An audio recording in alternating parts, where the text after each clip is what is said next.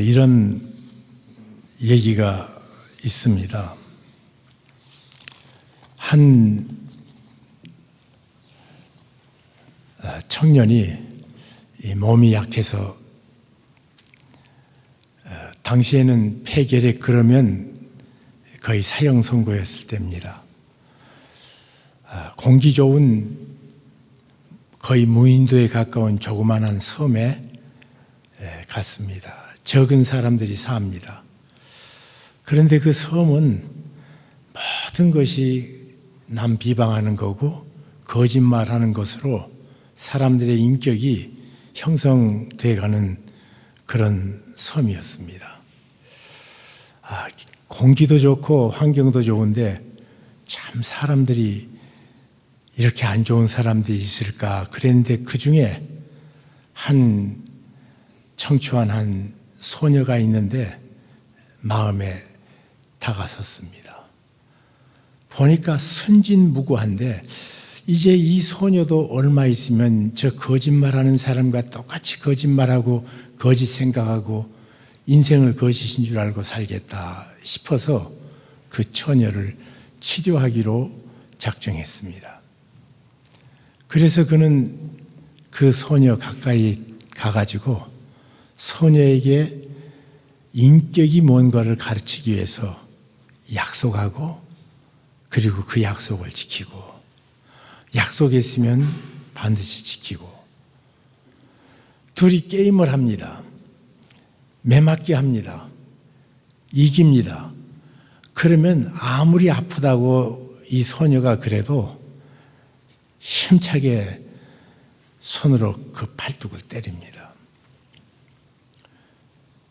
언젠가는 또 게임하다가 집니다. 일부러 져주고는 만약에 내가 지면 저 절벽에 있는 꽃을 따주겠다고 말합니다.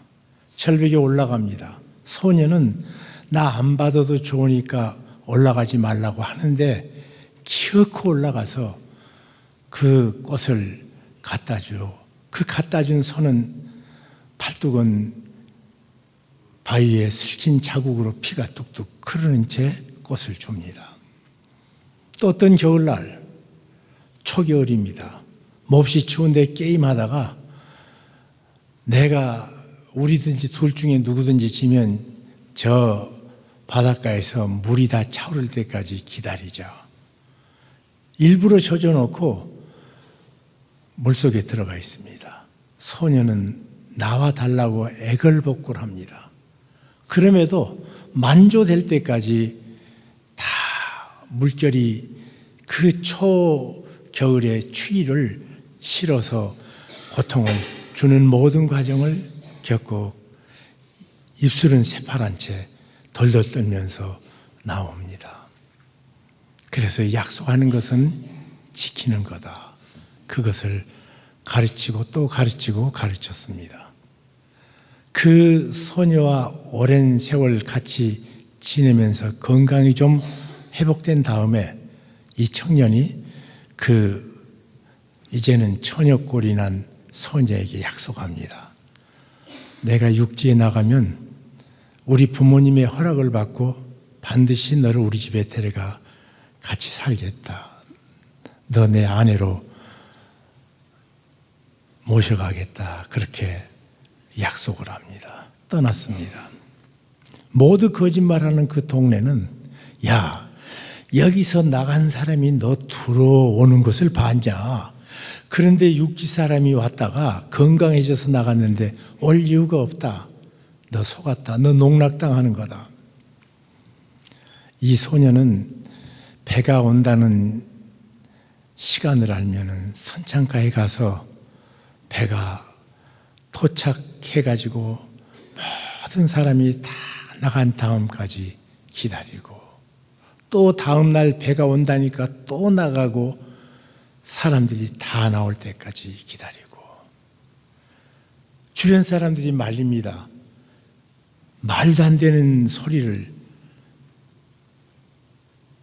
누가 여기 다시 이 벽지를 찾아오고 너처럼 공부도 못한 애를 데려가겠냐. 말도 안 되는 소리다. 그런데도 이 소녀 마음속에는 그 사람은 말하는 대로 약속을 지킨 사람이다. 이제는 그 소녀가 그 부두에 나가는 것 자체마저도 사람들에게서 별 문제가 아닌 평상적인 사건으로 왜 너 거기 서 있냐고 묻는 사람도 없어졌습니다.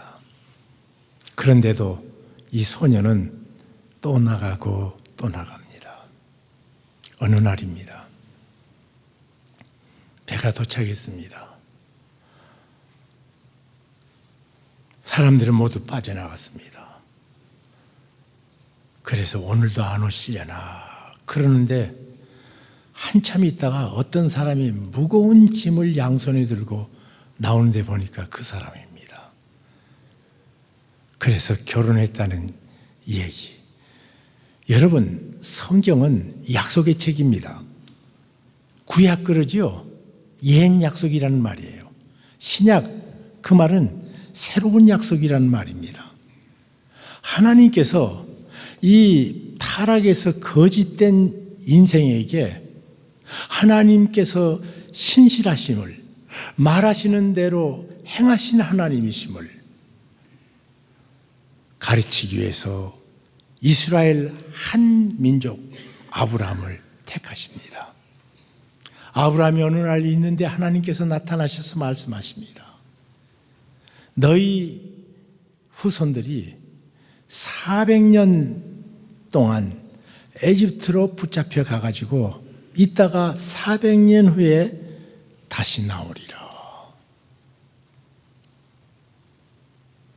우리가 잘 아는 대로 요셉이 먼저 가서 준비된 그 다음에 그 아버지 야곱이 그 가술들 데리고 갔습니다. 그리고 얼마 있다가 요셉을 알지 못하는 시대가 일어나자 소수민족인 이 이스라엘 전 민족이 노예 생활을 하고 있었습니다. 400년이 지난 어느 날 300여 년 울부짖으며 하나님께 고통을 호소할 때 그 약속된 400년이 다 된 어느 날 호련히 공주의 아들 모세가 그들 앞에 나타나서 내가 너희 동족이고 하나님께서 나를 보내서 너를 데리라고 해서 내가 여기 왔다. 그리고는 출애굽을 합니다. 여러분, 이 세상에 노예들이 노예의 사슬을 푼 역사는 이 출애굽 역사 단 하나의 역사입니다. 모든 노예 혁명은 좌절하고 실패합니다. 그런데 아무것도 없이 10가지 재앙으로 하나님의 손길, 제발 너희들 나가달라고, 그리고 그냥 너희들 나갈 적에 선물까지 준다고, 그래서 에집트에서 선물을 받고 나갑니다. 후회하는 바로와 에집트 사람들 괜히 내보냈다고, 그냥 하나님의 진노가 무서울 때는 어떻게든지 그 진노를 해소하기 위해서 물건이라도 내줘서 보내겠다고 했는데 금세 후회한 바로와 에집트 군대가 그를 홍해 건너기 직전까지 쫓아가서 그를 죽이려고 했습니다. 그러자 하나님께서 역사상 단 한 번의 위대한 사건, 바다를 완전히 갈라서 육지처럼 건너게 했습니다. 어떤 사람은 그렇게 말합니다. 아니, 아무렇기로서니 바다를 갈라서 육지로 갔겠냐? 갈대밭 가장 얕은 곳을 지나가게 하셨다. 그렇게 성경 해석을 한 사람들이 있습니다. 그러면 그 다음 말이 설명이 안 되는 거, 쫓아갔던 에집트 모든 군병들이 다 죽었단 말은 설명이 안 되잖아요. 그죠? 사람들은 하여튼 거짓을 신뢰할 줄 모르는 사람은 하나님이 말해도 잘 안 믿습니다. 그것도 유명한 성경학자들이 그따위 소리라고 하는 사람들이 더러 있습니다. 그리고 그들이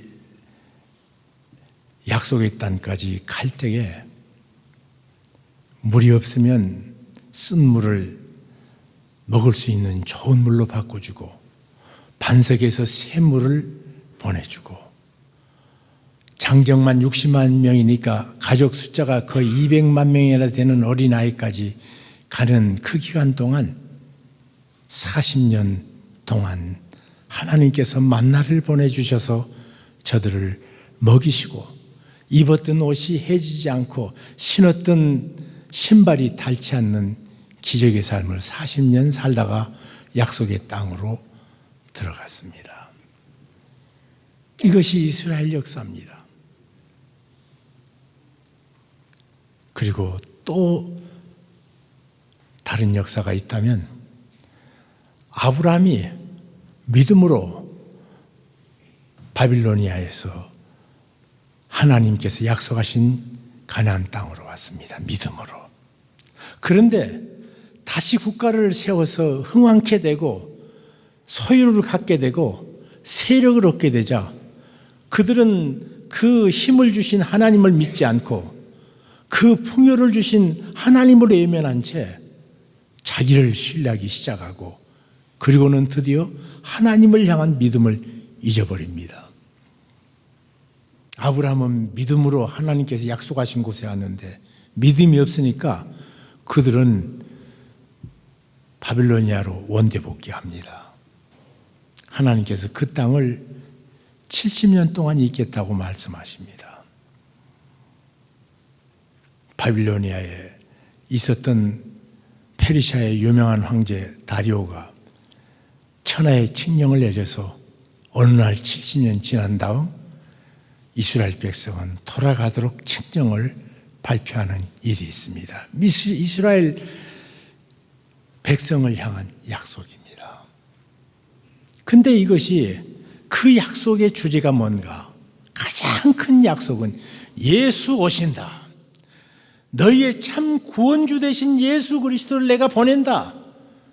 이것이 하나님의 가장 큰 약속입니다. 여러분, 룻기를 보면 룻이 이방 여자였는데 자기 시어머니에게 효성을 다하는 모습을 봅니다. 효성으로 말씀드릴 것 같으면 심청이가 더 한 수 앞서잖아요. 그것이 성경에 들어가야 되는데 왜 룻 얘기가 기록됐는가? 또 그것뿐만 아니라 보아스라는 청년을 만납니다. 만나고 보리밭 로맨스가 시작됩니다. 이 세상에 보리밭 로맨스는 엄청나게 많거든요. 그런데 왜 그 많은 사건 중에 이거 하나만 되냐 말이에요. 그것은 다른 것 아닙니다. 이방의 사람들이 어떻게 메시아 오는데 통로에 합류하게 되는가를 보여주는 기록이었기 때문에 그 기록이 있습니다. 또 죽음은 죽으리라 유명한 에스더서, 거기는 하나님이라는 단어가 처음부터 끝까지 한 번도 안 나옵니다. 그런데 그것이 나라를 살렸다 그러면 잔다크도 있고 우리 유관순 누나도 있고, 그런데 그 사람의 기록은 안 써진 채 한 여자가 왕비가 돼가지고 왕 앞에 나가서 이스라엘 살려달라고 사실을 고하자 그를 죽이려고 했던 하만이 자기가 만든 장대, 그래서 모르드게와 이스라엘 사람을 죽이기 위해서 만드는 장대에 매달리는 통쾌한 사건이 있습니다. 하나님이라는 얘기도 없는데 그러면 구국의 용사들의 얘기는 다 기록돼야 되는데 왜 기록되지 않고 이것만 기록됐는가? 다른 것 아닙니다. 사탄은 예수 그리스도가 오는 통로를 완전히 없애버리고자 페르시아 황제에게 전 이스라엘을 완전히 진멸하도록 꼬였습니다. 그런데 하나님께서 에스더를 통해서 어떻게 그 계계를 물리치고 하나님의 통로인 구원자의 선조인 이스라엘을 보존하셨는가 하는 이 얘기입니다. 약속하시고 약속을 듣고 마지막으로 사탄의 가장 무서운 시험은 난지 2년 이내의 모든 아이들을 다 학살하는 예루살렘의 비극이 있습니다. 동방박사가 와서 유대인의 왕으로 나실 리가 어딨냐? 온 동네가 소란합니다.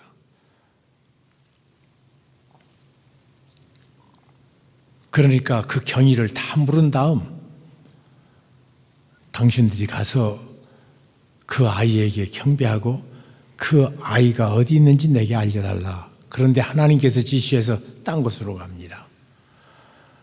찾지 못한 이 헤롯 왕, 이스라엘 왕, 그러니까 자기 대신해서 하나님께서 왕을 세우셔서 자기는 멸절시키겠다는 두려움에 2살 이하의 모든 아이를 한꺼번에 죽이는 엄청난 사건이 생겨납니다. 그러나 이미 하나님께서는 요셉과 마리아에게 낙이 타고 에집트로 피난시켜서 그들의 계계를 모두 소멸시키시고 베들레헴에 아기 예수가 이 땅에서 우리의 구세주로 자라는 마지막 시험이 됐습니다. 여러분, 바로 이 사건이 성경 전체 수많은 사건이 있는데 하나님께서 약속해 주시고 하나님께서 약속을 지켜주시고 또 약속해 주시고 또 하나님께서 약속을 지켜주시고, 이것이 성경 역사. 그래서 옛 약속을 구약이라고 그러고 새로운 약속을 신약이라고 그럽니다. 여러분, 여기 그 약속을 받은 사람에 대해서 이렇게 말합니다. 이 사람들은 다 믿음으로 말미암아 증거를 받았으나 약속된 것을 받지 못하였으니, 그렇게 말합니다. 그런데 이 말 뜻을 조금 어렵게 번역을 했는데, 이전의 사람들은 믿음을 가졌지만 그 믿음으로 하나님께서 약속하신 실체를 만나지 못한 채 그 약속을 계속 믿은 사람들이다, 그 말입니다. 거기에 비해서 우리는 어떤 사람인가? 하나님께서 너희들은 네 눈앞에 예수 그리스도 죽으심을 내 것으로 붙잡는 놀라운 축복을 내가 이미 누렸다. 그래서 우리의 이 예수 그리스도를 보는 것은 저분들이 그처럼 성경에 기록된 수많은 사건 속에서 약속을 붙잡았던 그 약속은 완성을 못 받지만 우리는 완성된 예수 그리스도를 만난 사람들이다. 그리고 우리들은 또 한 약속을 갖는다. 어떤 약속인가? 성경에 기록된 무수한 약속은 다 실현이 됐는데 이제 딱 한 약속만 남았습니다. 그 약속은 다른 것 아닙니다. 예수 그리스도 다시 오신다. 여러분 지금 인생을 생각해 보십시오. 이렇게 몸부림쳤고 저렇게 몸부림쳤지만 우리 인생에 부족한 것이 해결될 때가 있었습니까? 이것도 가졌고 저것도 가져봤습니다. 그런데 놀라운 사실은 가지면 가질수록 갖고 싶은 것이 더 많아지더라고요. 해결이 안 되더라고요. 우리가 사람을 뜨겁게 사랑하고 삽니다. 아무리 사랑해도 어느 한 구석은 도무지 채워지지 않는 구석이 꼭 남더라고요. 그 허기 때문에 이 사람 저 사람 사랑 사냥하고 사랑을 받고 싶은 사람으로 이 땅이 가득 찼습니다. 그런데 예수 그리스도, 나의 구세주 되신 예수 그리스도, 성경은 말합니다. 고린도전서 15장 3절 4절에 성경대로 그리스도께서 우리 죄를 위하여 죽으시고, 그 약속은 성경대로예요. 성경대로 예수가 죽으셨단 말이에요. 아까 교동문 했던 그 교동문 이사야 53장, 그 53장을 보면 예수님이 이 땅에 사신 것을 친히 목도한 사람이 쓴 글처럼 보여집니다. 그는 자라기를 연한 양 같고 조그만한 순 같아서 연약하기 짝이 없었다. 그는 우리의 질고를 지고 우리의 죄악을 감당했는데 사람들은 지가 잘못해서 죽었다 그렇게 말할 거다. 그리고 그를 조롱하고 그에게 한없는 치욕을 안길 거다. 그러나 실제로는 그가 우리를 위하여 대속의 죽음을 죽었다. 성경의 위대한 약속은 죄인인 우리를 향해서 그 죄를 해결하기 위해서 내가 해결할 수 없는 그 죄를 그분이 대신 모두 해결하게 하셔서 나로 하여금 죄 없다 이 선언하는 것입니다. 세계 모든 종교가 그 종교를 잘 믿으면 형통하고 축복받는다고 말합니다. 그리고 실제로 그런 경우도 있습니다. 부두교를 열심히 하면 무서운 화가 지나간다고 그리고 수많은 간증들 하더라고요.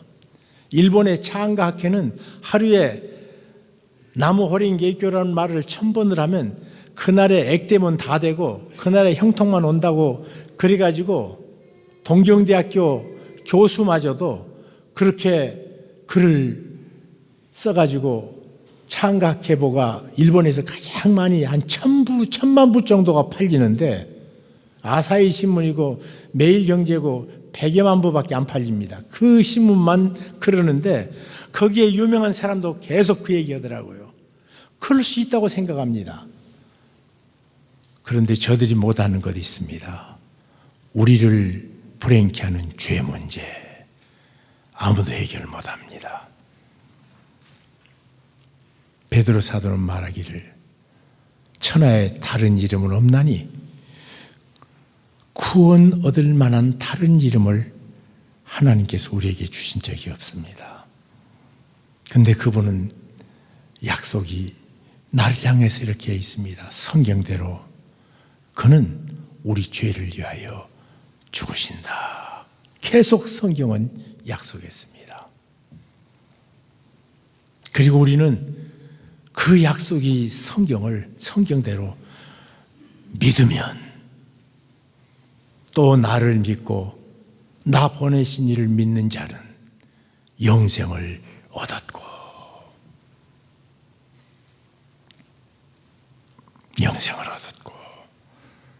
성경의 약속입니다. 그 엄청난 구원을 내가 어떻게 누리냐고요?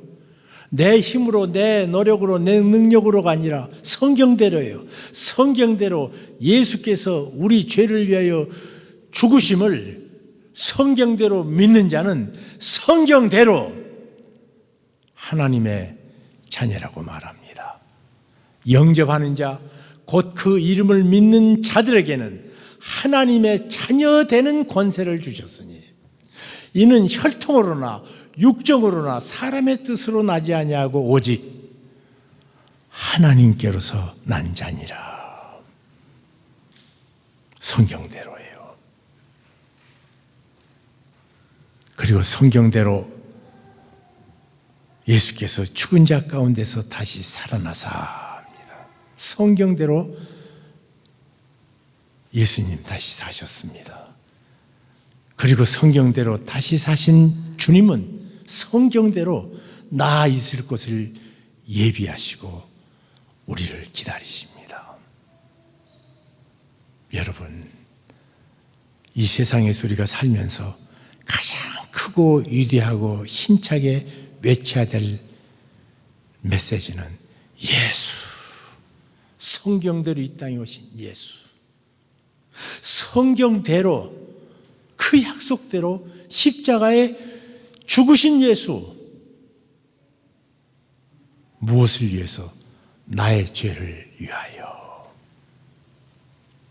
그것을 성경대로 믿는 자는 동이 서에서 먼 것처럼 그 죄는 내게서 멀리 떠납니다.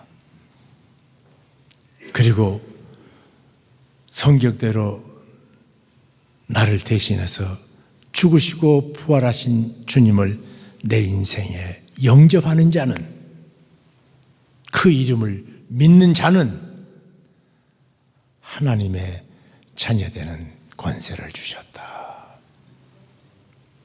여러분, 우리가 이 세상 살면서 오늘 성경대로 예수 그리스도 안에서 다시 새 구원의 감격을 붙잡고 사는 우리들에게 믿음의 영웅들의 기록이 히브리서 11장에 기록됐는데, 저들은 아무것도 못 받았는가? 하나님께 인정을 받았습니다. 인정을 받았기 때문에 성경에 그 사람들 이름이 기록되어 있습니다. 하나님은 아십니다. 그리고 그 중에 대표적인 사람, 여기 16건을 우리에게 히브리서 11장을 통해서 보여주었습니다. 그들은 믿음으로 나라를 이기는 축복도 얻었습니다. 불의 세력을 멸하기도 했습니다.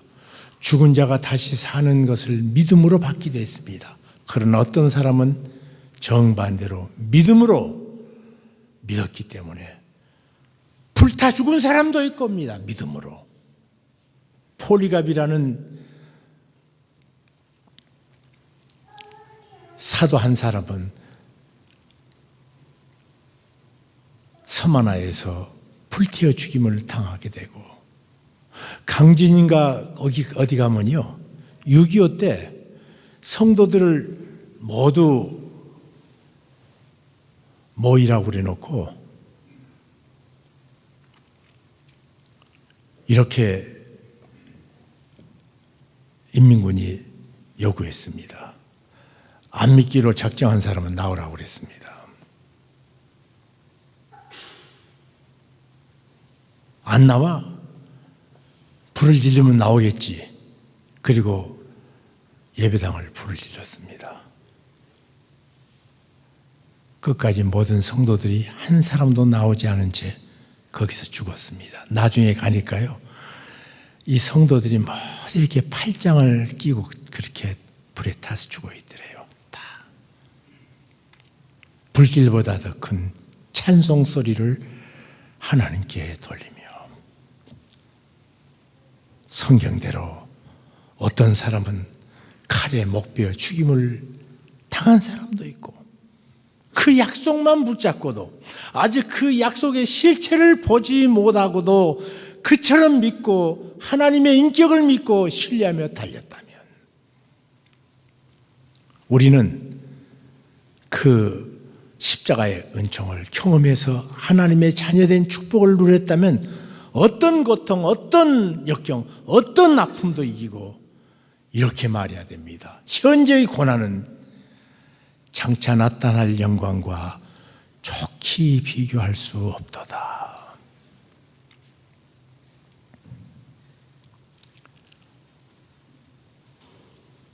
오실 주님을 우리는 믿음으로 바라봅니다.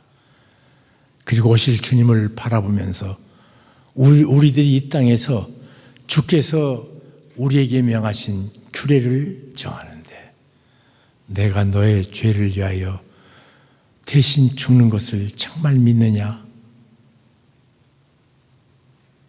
그것을 지키라 그러시면서 떡을 떼서, 이 떡은 내가 너를 위하여 찢김받은 내 몸이다 하고 주셨습니다. 그리고 주님께서도 말씀하십니다. 그러면 한번 약속한 것 언제 또 변덕 부리고 내게서 그 구원의 약속이 사라지면 어떻게 될까 하는 나를 향해서 잔을 주시면서 포도주를 마시게 하고 이렇게 말합니다. 이 잔은 너희를 위한 영원한 언약의 약속이다. 무슨 말입니까? 중동 지방은 지금도요, 약속할 적에 피를 가지고 서로 뿌려서 약속하면 만약 이 약속을 안 지키면 내가 죽겠다 하는 맹세입니다. 주께서 내게 주신 구원, 주께서 그래서 말씀하십니다. 내가 저희에게 영원한 구원인 영생을 저들에게 주노니 영원히 멸망치 아니할 터이요 또 아무도 내 아버지 손에서 빼앗을 자가 없느니라. 저희를 주신 내 아버지는 만유보다 크심에 아무도 아버지 손에서 빼앗을 자가 없느니라. 이 완전한 구원을 주셨습니다. 사실은 우리가 믿는다는 말은 그의 인격을 믿는다는 말입니다. 그 인격을 믿는다는 말은 어떤 때 그 약속이 내게 실제로 시행이 안 돼도 믿음의 사람들은 그 인격을 믿고 달렸습니다. 제가 남서울교회 개척하면서 가장 마음에 남는 감독이 얘기 하나는, 제가 1983년에서 84년 1년 안식년 받아가지고 미국의 노스캐롤라이나 도람에 있었습니다. 그런데 더러 그 한국 사람 없는 데를 가서 이제 사는데, 더러 뉴욕 가거나 더러 LA 가면 거기 교인들이 저보고 여기서 우리 교회 개척하자고 막 졸라댑니다. 막 잠 못 자고 막 쫓아다닙니다.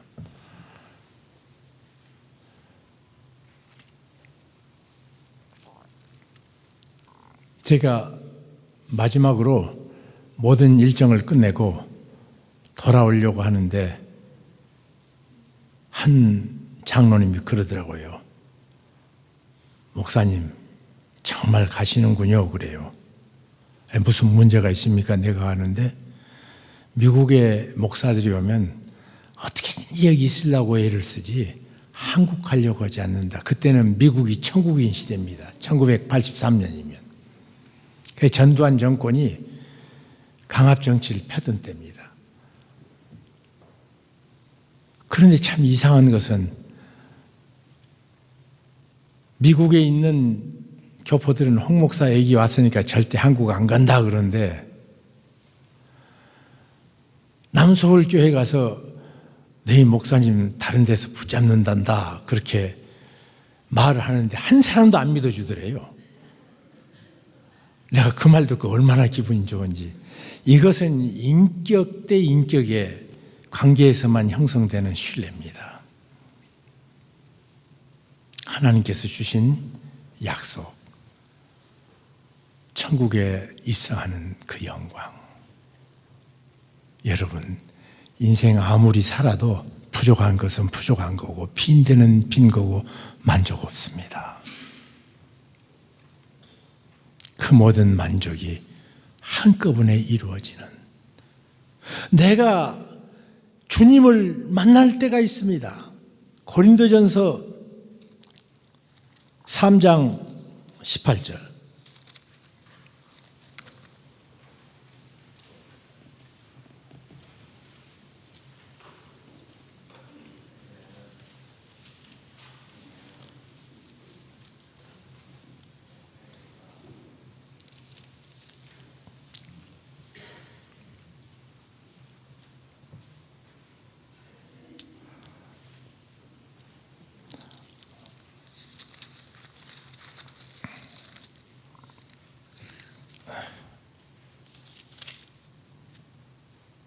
고린도 후서입니다. 제가 이제는 한물 가가지고요.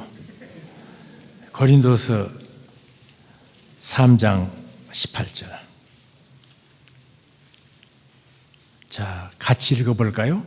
18절, 고린도후서 3장 18절. 시작. 우리가 다 수건을 벗은 얼굴로 거울을 보는 것 같이 주의 영광을 보매 그와 같은 형상으로 변하여 영광에서 영광에 이르니 곧 주의 영으로 말미암음이라. 우리가 주님 앞에 설 적에 수건을 벗은 얼굴로 아무것도 베일을 사람들이 당시에는 귀한 사람들 만날 적에 베일을 썼습니다. 그런데 베일을 완전히 벗어버리고 주님을 볼 때가 있는데 그의 영광을 보니까 놀라운 사건은 내가 나도 만족스럽지 못한 부분 많잖아요. 이거 고쳐졌으면 좋겠다고 나는 얘 요 모양인가 하고 좌절하게 만드는 내가 있잖아요. 그 내가 보니까 그와 같은 형상으로 내가 변화해서 주님을 만난다고 합니다. 그와 같은 형상으로. 그 영광의 날입니다. 천국의 가장 영광스러운 것은 주의 영광으로 변화돼서 그분과 똑같은 모습으로 만나는 은혜. 다시 오실 주님이 우리에게 만나는 순간 주시는 축복입니다. 그 과정. 주께서 어떤 때는 내가 기도할 적에 병이 나을 줄로 믿습니다. 그런데 어떤 때는 그 병이 낫지 않고 이 세상을 떠나신 분도 있습니다. 그렇지만 주님의 앞에서 주님을 이것이 낫느냐 낫지 않느냐보다 더 중요한 것은 그럼에도 불구하고 우리 주님을 믿었느냐 믿지 않느냐예요. 주님을 인격적으로 신뢰하느냐 신뢰하지 않느냐. 이 믿음의 영웅들과 우리의 차이는 믿음의 영웅들은 그것이 이루어지지 않는데도 끝까지 믿고 신뢰하고 달렸다면 우리는 이 증거를 가지고 앞으로 만날 주님을 그 인격을 신뢰하며 얼마나 신실하게 달려가야 될지, 그리고 그 약속으로 오늘 이 시간 우리는 성찬식을 맞이합니다. 주께서 우리에게 명령하신 성찬 예식, 내가 믿느냐? 그러면 이것을 받으라 하십니다. 기도하겠습니다.